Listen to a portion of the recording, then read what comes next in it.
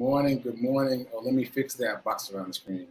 So this is a special edition. I'm actually recording this immediately after I finished yesterday's show. So this is a pre-recorded show. Why am I doing that? Because I forgot something, basically. I forgot something, or maybe I just want to double down on something.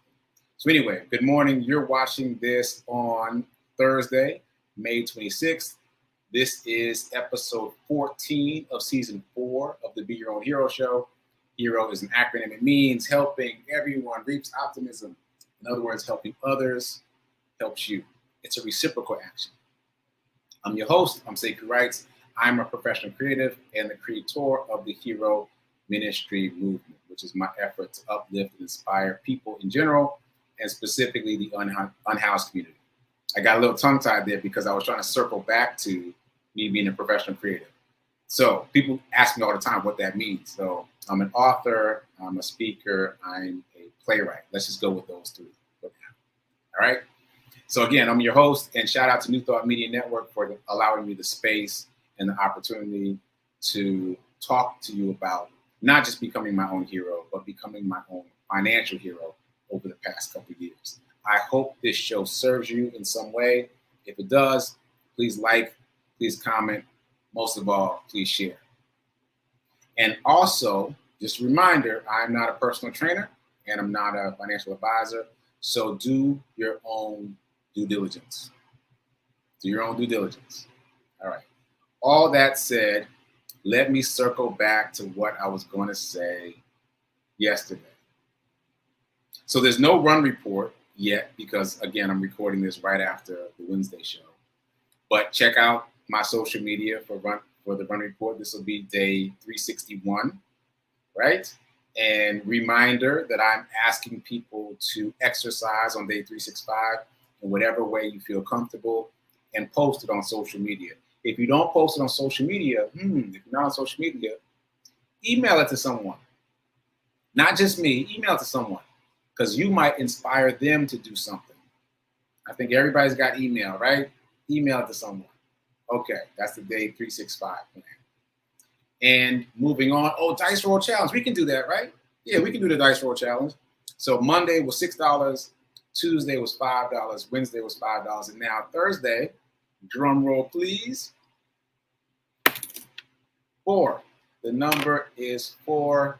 Let me just make a note for the people that are going to add it up and contribute that way.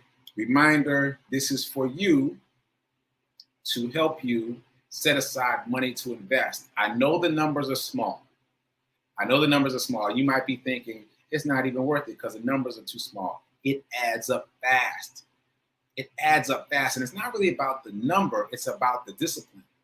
You establish this discipline now, no matter how much money you have now, so that in the future, you still have the discipline. So in the future, if you're making millions of dollars, you'll still have the discipline to set aside some for investing. It's very important. It's critically important that you invest. Okay, talking to you, whoever you are out there, invest. Today's number is $4. Take that out of circulation, set it aside for investing. Okay, morning Zen. Now, I haven't done the morning Zen yet, but you know what? This morning, I mentioned before that I've set up my social media to ambush me with positive messages. And what I got ambushed with on TikTok this morning was a really interesting snippet about perfectionism. And the woman said, I don't know her name, but she said, the perfectionism is actually a defense mechanism. Ooh, right? That's our effort to deflect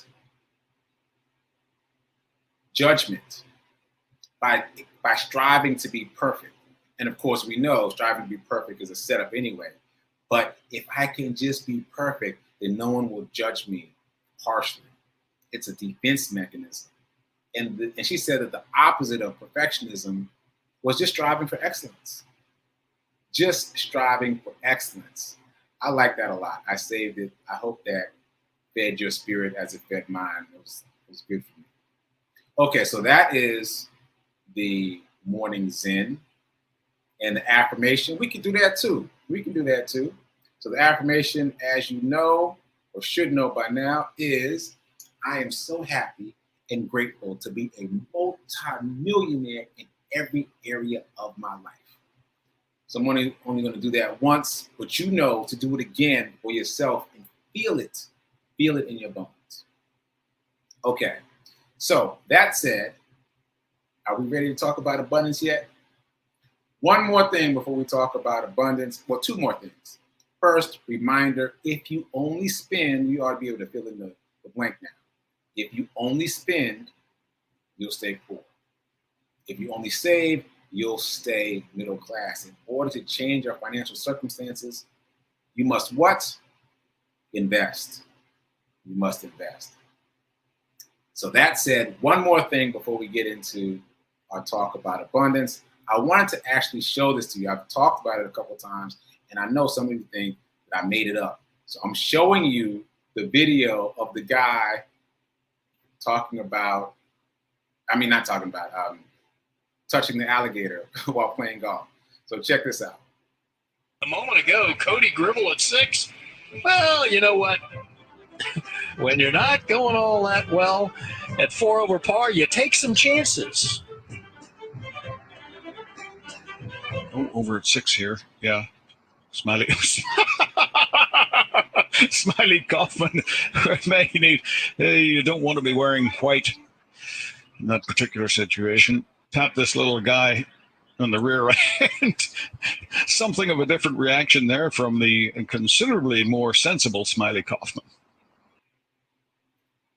It's pretty cool, right? So that's what I was describing. And then later on, the media was all over him. They're like, how did you do that? Why did you do that? And I'm like, I grew up around alligators. No big deal.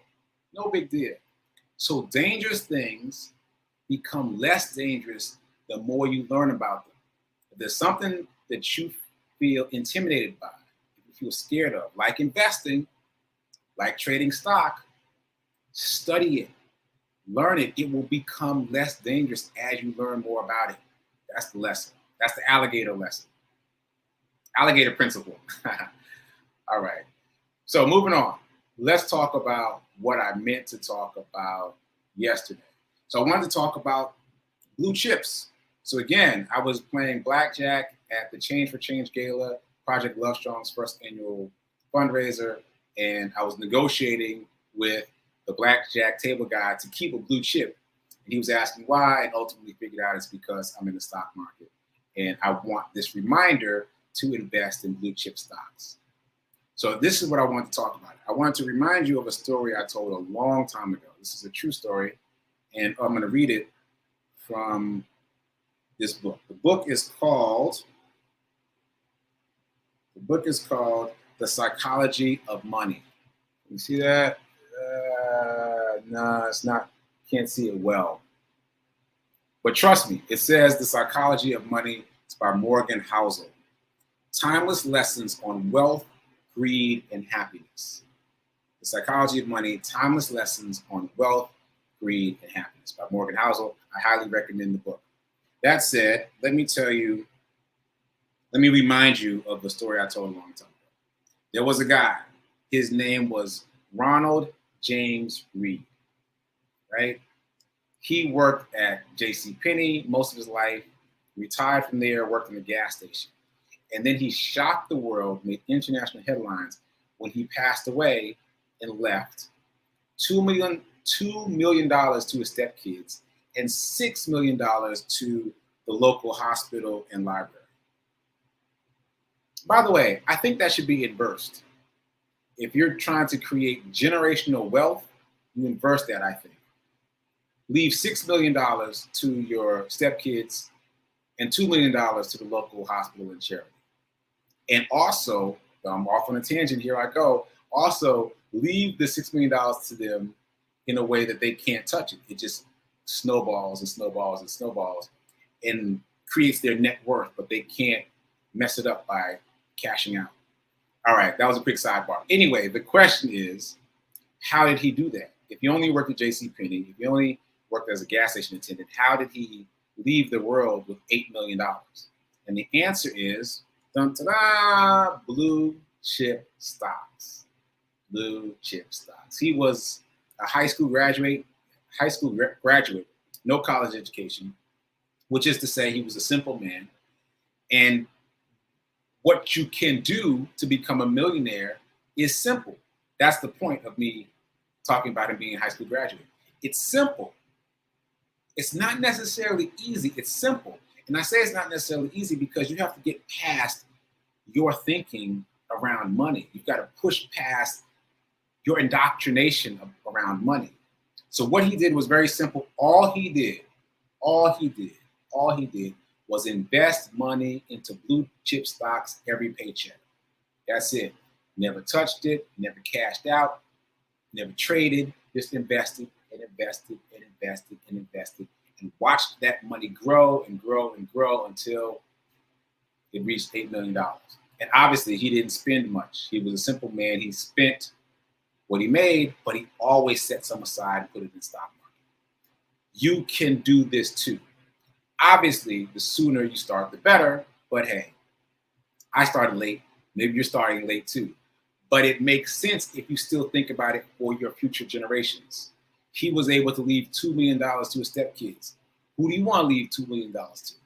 You can set that up now by just investing in blue chip stocks. So really the point that I want to make here is 2 points. I've already made one of them. The more you study something dangerous, the less dangerous it becomes. He didn't even know that much about the stock market, but he understood that blue chip stocks were profitable. He invested in those. That's all he did. He had one play, and it made him $8 million, right? And the second point I want to make is, did I lose my second point? Oh, I lost it. It'll come back though. It'll come back. So let me tell you what a blue chip stock is. I was looking here, but I don't need to be looking here. A blue chip stock, I want to just define it for you. So I Googled it just a few minutes ago. A blue chip stock, I'm going to read the definition. What is a blue chip stock? A blue chip stock is a huge company with an excellent reputation. These are typically large, well-established, and financially sound companies that have operated for many years and that have dependable earnings, often paying dividends to investors. And that indeed reminded me of my second point. My second point is don't guess. Don't guess. I'm frowning because I'm talking to myself. Don't guess. Don't try to pick a winner. Don't try to figure it out. Just ride the coattails, coattail theory, ride the coattails of the companies that are already doing well and ride them to success. You don't have to figure out the stock market. He didn't figure it out. Ronald did not figure it out. He just invested in the biggest companies. So now that I've read the definition of a blue chip company, you're probably wondering what some of them are. So I looked that up too. And the names you know. So here's a list of blue chip companies. Apple, Berkshire Hathaway. You might not have heard of that one, but that is simply Warren Buffett's company. You've heard of Warren Buffett. I know that. I know you've heard of Warren Buffett. His net worth, last I checked, was $114 billion with a B. So any way of buying into him is a win.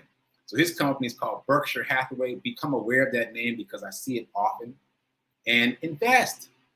Anyway, here's my list of, I'm sorry, this is not my list. This is the Motley Fool's list of blue chip companies.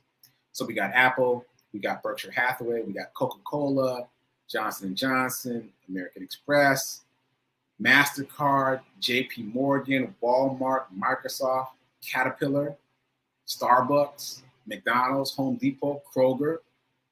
Like these are companies that you know. How do you know them? Because they're huge. Don't try to find some small little company that's going to be the next Kroger. Just buy Kroger. Just buy the blue chip companies that are already blue chip. Like fight that idea of getting in on the ground floor. Forget about the ground floor. Forget about that. Just get in on the companies that are already doing well and ride them to future success, even bigger success, right? That's for me as much as it's for you. And you can do that and win. You can do that and leave millions of dollars to the next generation. Just do it consistently. Invest heavily. Invest more than a couple bucks. Because let me say it this way. The older you are, and obviously tomorrow's not promised to any of us, right? But the older you are, the more money you need to push into the stock market sooner. You got to put lots in faster because presumably you've got less time left, right? Therefore, you got to get as much in as possible so that money can be growing. Like, don't put in $10, don't put in $50, put in 500, put in 1,000. Make yourself a little uncomfortable today to set yourself up for success later, or to set the next generation up for success. Invest heavily. Invest heavily.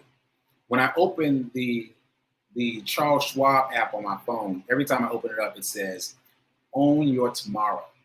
I love seeing that. Of the platforms, I like Charles Schwab the least because the user interface is very complicated, but I love seeing that phrase when I log in. Own your tomorrow.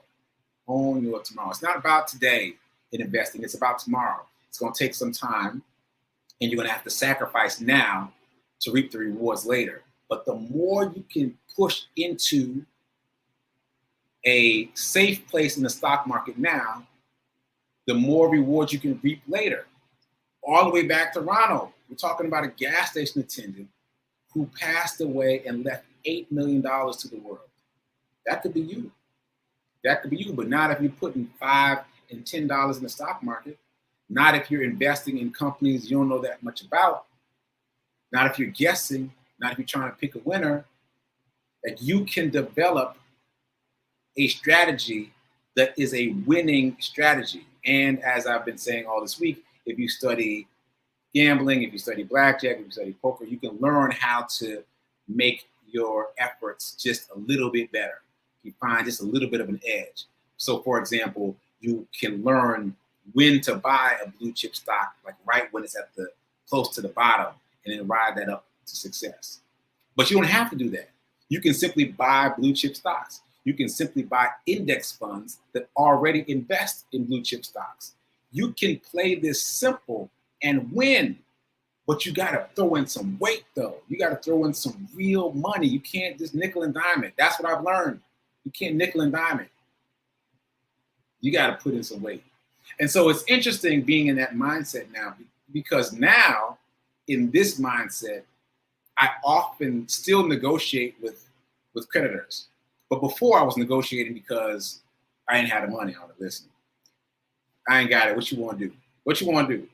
But now I have it. I just don't want to give it because I want to own my tomorrow. The more money I give away now to debt, the less money I have invested for tomorrow.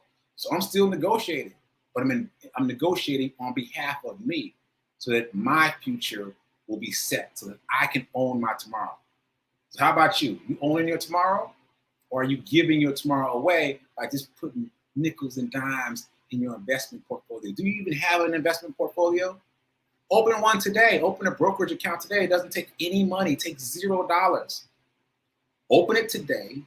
Take the Dice Roll Challenge money and put it in there. Put it in there. That's owning your tomorrow. That's the first step on the path of owning your tomorrow. Okay.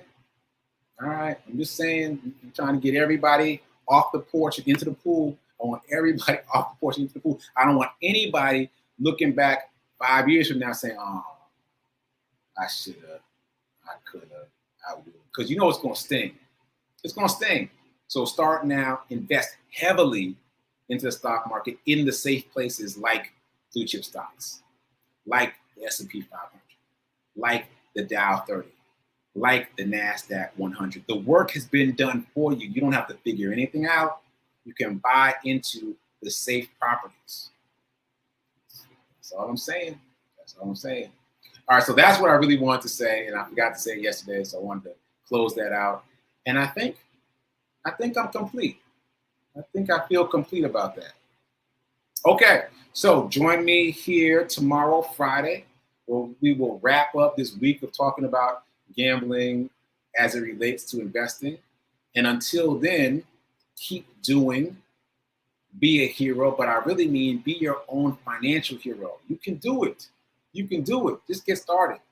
And remember that now is better than perfect in terms of investing. Stop studying, pull the trigger, get off the porch, get in the pool. So I'll see you tomorrow. Later.